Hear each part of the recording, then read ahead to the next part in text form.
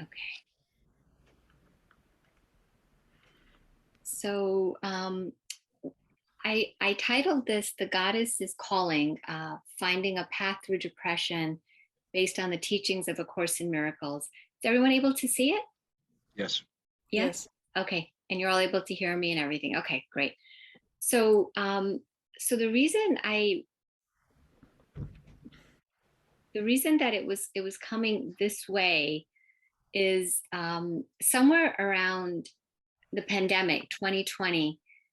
I started to have this inspiration to draw these pictures, and some of you know them. They were inspired by the life of Mary Magdalene, and they just seemed to emerge. And it was very interesting because in my life, I was going through lots of different changes. And it was almost as we were all, right, with the pandemic, right? All kinds of restructuring and illness, death, loss, grief, you name it. So this goddess energy, this energy of the divine feminine was entering, and it sort of stayed for a year. The pictures just emerged, and it was very, relevant to Mary Magdalene and her life and her teachings.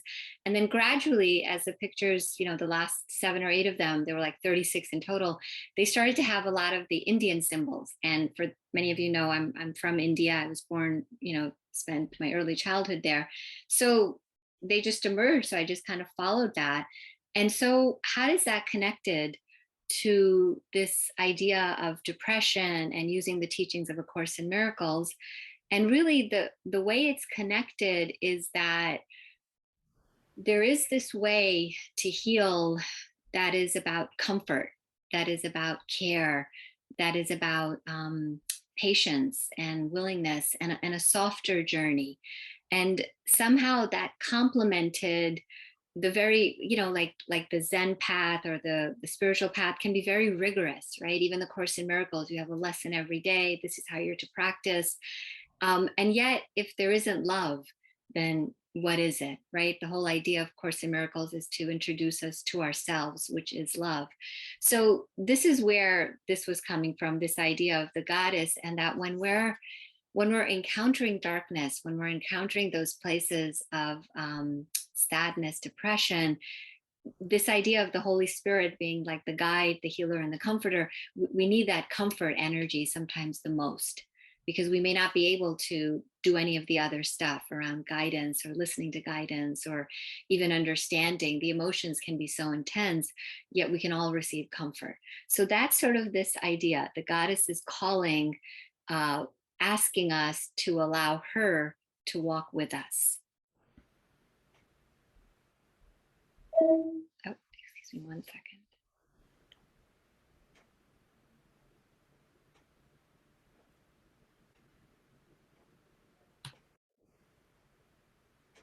So, what is depression? So, these are things that perhaps most of you are familiar with. And I was kind of inspired to kind of do this just sort of from a medical perspective, because sometimes I feel when we're on a spiritual path, we so much want the peace, we want the joy, we want the connection, we want all of those things that the spiritual path promises us, that we just want to bypass the other stuff, as if we can just do that. And the goddess, the divine feminine, Mary Magdalene, that sort of energy seems to be, for me, one of integration, of really being with what is, and starting, like letting that be our starting point, letting that be our foundation. And we're going to go into this. How can depression be a foundation for awakening? How can that actually spur us on to ask those questions and find the answers that probably we've been asking for millennia? Like, why am I here? What is my purpose? What is all this for? So it's interesting. Depression is a clinical state. It can be diagnosed, based on these many different symptoms: sadness, anxiety, hopelessness, pessimism, irritability, feeling frustrated, restless. And interesting, with children and young adults, sometimes there can be more of the irritability and not necessarily the sadness. The feelings of guilt, self blame, worthlessness, helplessness, that's a big part of depression. Loss of joy, right? Not feeling interested in the things that normally would bring us joy.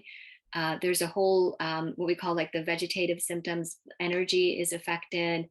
Sometimes sleeping too much, sleeping, not being able to get to sleep, or just feeling like slowed down, can't process, can't remember. Appetite, it can be eating a lot or not eating enough. It can be either way. And then there can be a whole host of physical symptoms that don't seem to respond to what would we say would be the typical, physical ways to treat these.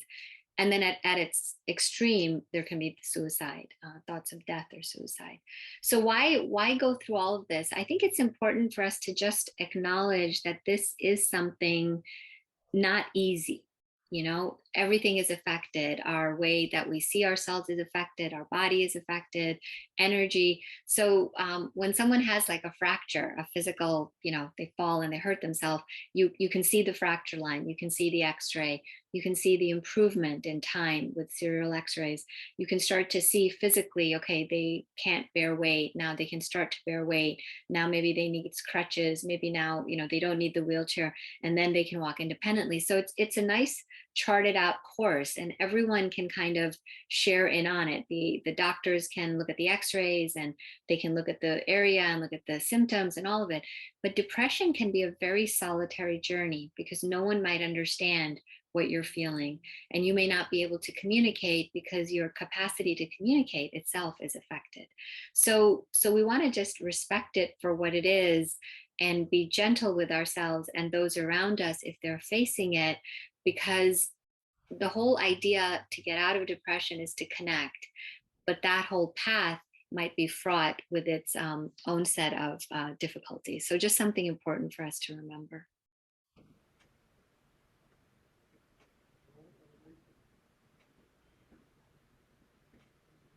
Oh, sorry, hold on one second here. Someone's just joining us here, so let me start that.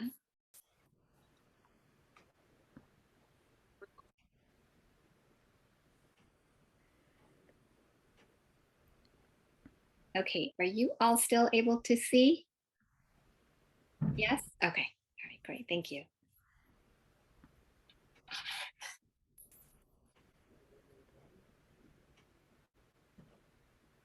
Okay, so hold on.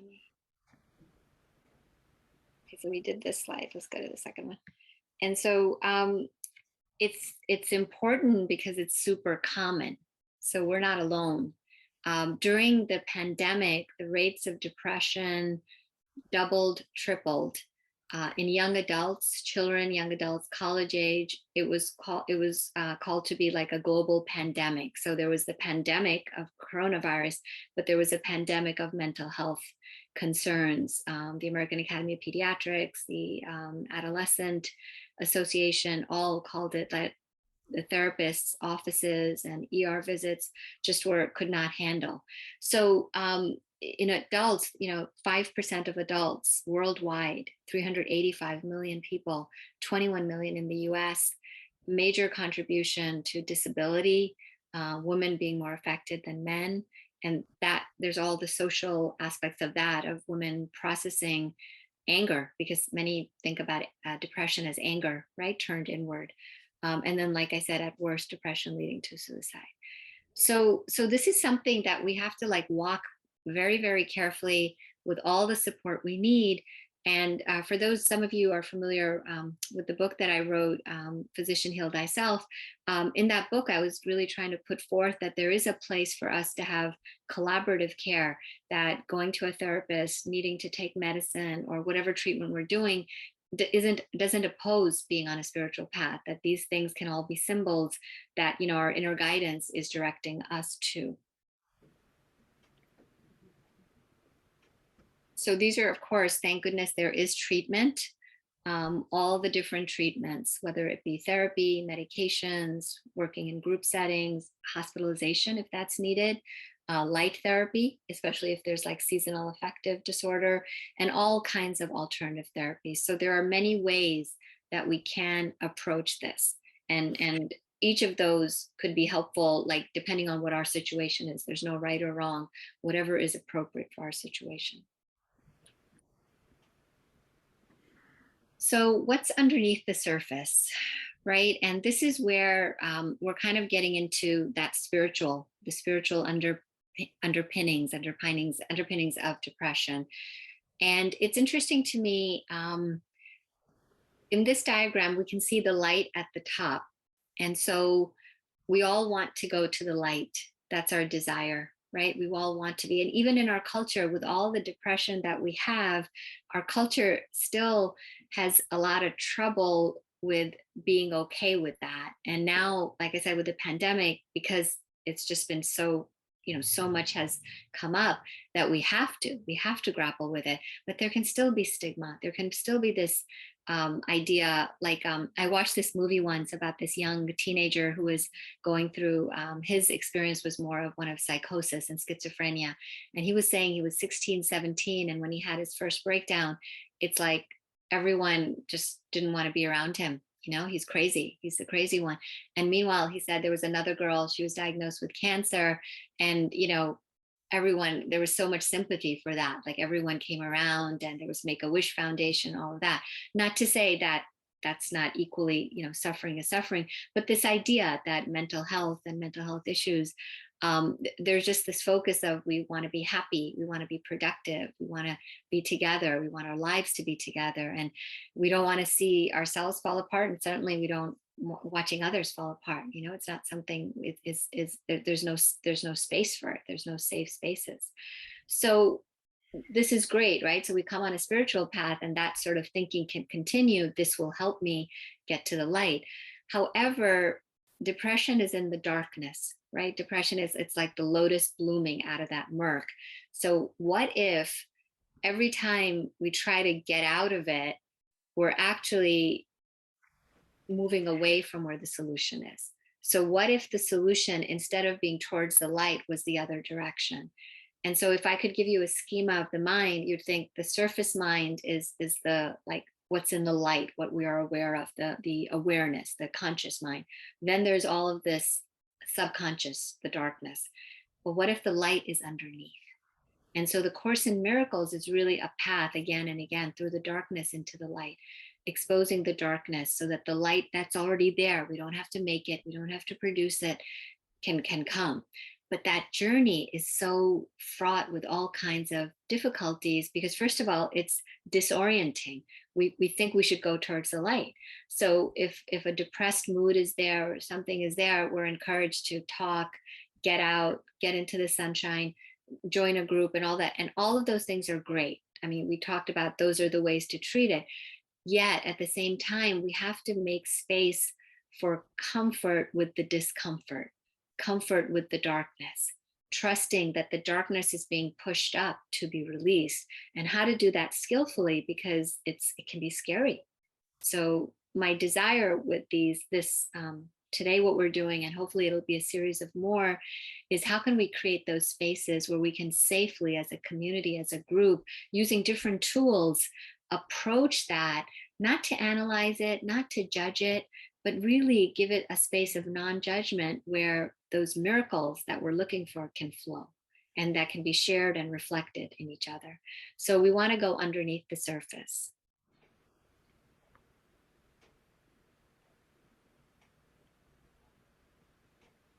So I'm going to ask, maybe Mary, would you like to read this? A spiritual solution. Sure. You may wonder why it is so crucial that you look upon your hatred and realize its full extent. And the pain in this mind is so apparent when it is uncovered that its need of healing cannot be denied. Yeah, thank you. So this is such a powerful statement to me, because it gives us permission, and it even says not just permission, it is crucial that you face this darkness. It is crucial, and realize its full extent. Because in doing that, it's like you recognize the pain, and then the healing is like, it's like like a vacuum. The healing has to come. But this looking is not the looking of, like our teacher, David Hoffmeister would say, this is not a witch hunt, this is mind watching, right? So this is a gentle watching. This is not like going in there and like shoot and destroy, all the ways I'm bad, all the ways I'm guilty. I mean, depression is that. Depression is those feelings. So that feeling of guilt cannot heal guilt. I think it's Martin Luther King, or I think the Buddha, hatred cannot heal hatred, only love can. So that way to look upon this with the spirit, with the goddess energy, with that soft, feminine, okay, I see it. I see what it is, but it isn't me, but it is who I believe myself to be. So I need to work with that. I need to start with where I am. And that sort of looking can be learned, and it can be strengthened, I believe, in community when we give ourselves permission to do that.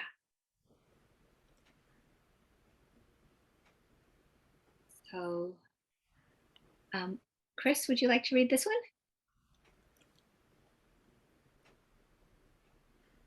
Sure. I was just thinking how beautiful these are. I've seen them, of course, many of them before, but it's really striking me right now. What is healing? To healing is to make happy. I have told you to think how many opportunities you have had to gladden yourself and how many you have refused. This is the same as telling you that you have refused to heal yourself. So this is very powerful because as a doctor, when I thought about healing, I don't know if I equated it to being happy. For me, healing was oftentimes on the physical. And of course, as they healed, like when I worked as a pediatrician, children came in with illness. They were often cranky and sad and all of it. And then as they got better, yes, the happiness came. But my focus was more on like what was going on in the physical and what needed to happen. But to say to heal is to make happy is really like elevating what is healing for us. It's really like raising the bar and giving us permission to say your birthright is happiness. And then it's not the happiness of the world, right? It's also that. It's the happiness that is gained going through the darkness into the light.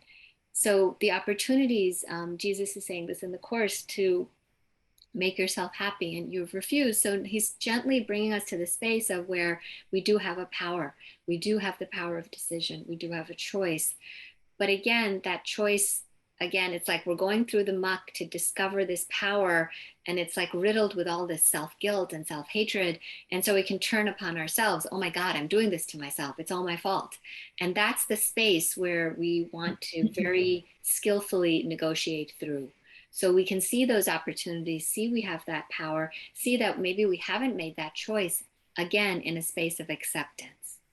And then allow ourselves to really experience this. Okay, so to heal is to make happy. And I'd like to experience this. I'd like to know what this is about.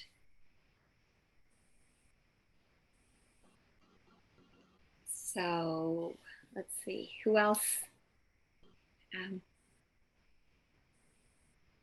Elaine and Bill, would you like to read this one?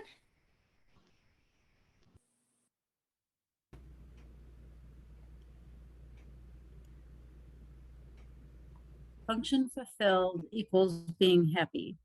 Only by fulfilling the function given you by God will you be happy. That is because your function is to be happy by using the means by which happiness becomes inevitable.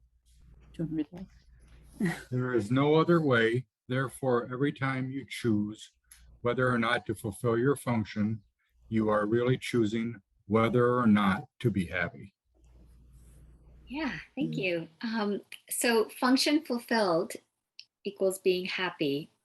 And I believe it's our friend at the Living Miracles, Jason Warwick, who shared something with me. And I imagine it's in the Course as well, but I couldn't tell you where. This idea of sickness being function unfulfilled. So happy being function fulfilled, sickness being function unfulfilled. And let's keep it to the sickness of the mind. Let's not go to the body. Let's just stay in mental for right now. So our function, the underlying function, the biggest function is for us to know ourselves, know thyself, to wake up to our true nature.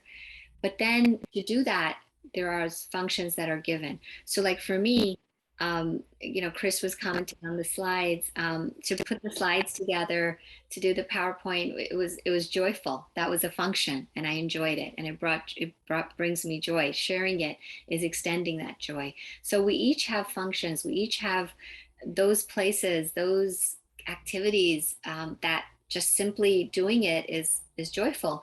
And a big part of depression is when we lose connection with that. So when those feelings are like, coming, there's just like everything is a chore, everything is a task. Getting out of bed feels, you just can't even do that. Making a phone call, conversation. And so where is the joy? Where is the joy? We lose that connection. So there's no reason for us to like wait on something. We can see, well, this makes me happy, and it could be anything. It doesn't matter. It doesn't matter. So this idea of our function and being in function, and for those of you who've studied the course, God's will for us is perfect happiness. Our function is to be happy. To be happy is to heal. To heal is to be happy. You see how it's all like very, very consistent. So like they say, the ego is, very logically insane. There's an insane logic, but it's logic. Well, the same way the spirit has the opposite. It's also a way that if we just grab hold of one thing, we can kind of get the other parts as well. All right. Liesel, would you like to read this, please? Sure. The Holy Spirit is referred to as the healer and comforter and guide, the guide. Yeah, so for me, this idea of the spirit being the healer, the comforter, and the guide is very powerful. And it also connects, again, as I was referencing, to the sense of the goddess, the sense of this divine feminine energy of the comforter, and how we want to keep stepping out of the intellect and mentally trying to make our way to this experience, and let ourselves be guided, be transformed through this comforting presence. And in the comforting is the healing, and the healing is the guidance, and not get stuck on a very like sometimes I know it can be like I'm not hearing, I don't know, I'm not sure if I'm understanding. We the self-doubt can take over, and if we're in a state of depression, that can be huge. So in that space, like the spirit knows what we need. The spirit knows, like a mother is attuned to the child, and just will learn the child. Or if we're caregiving, we become very attuned. If we're caregiving for elders, we just become attuned. They may not have to communicate, we just know that's what they need, to set the blanket this way, to put the pillow this way, to this kind of beverage. So how can we, in that space of depression, or if someone is going through it, how can we help to see that, yeah, what's needed is this comfort? It's so simple, right? It's so simple. And we are, like I was saying to someone, we can't see God, but we're the eyes, the hands, the feet, the speech, right? Through us, this energy is moving. And so it's time for this integration of a way of being that's grounded, but also very soft and allowing and expansive, that there's space for all of this. Nothing is left behind. And so these are just some slides for us to just enjoy together, the sense of coming together. And there's this really beautiful line from the course, this idea that it is in joining, minds joining is where healing happens. Where minds separate, there is illness. So we cannot underestimate the power of connection. We just cannot. And I think the pandemic taught us that, how isolating it was. And as we're coming out of it, and there's all these things going on, and there will always be things in the world, right? It'll never stop. But we can't underestimate how powerful it is when we can open ourselves to another, when we can share, when we can feel heard, when we can offer that space. Because what does that do? That cracks open that isolation. Because depression is very much of like, it's me, myself, and I am this, and I am not good, and I am not worthy, and I shouldn't be here, and then suicide, right? It's usually this is where it goes. But if we break that, by someone else saying, hey, I see you, I can see you, I listen to you, I hear you, um, I want to know you, it starts to doubt that voice that's telling us the opposite. So we really want that to be a big foundational piece of whatever work we do in healing in this area. And so how can we heal together? So here are some ideas that I have.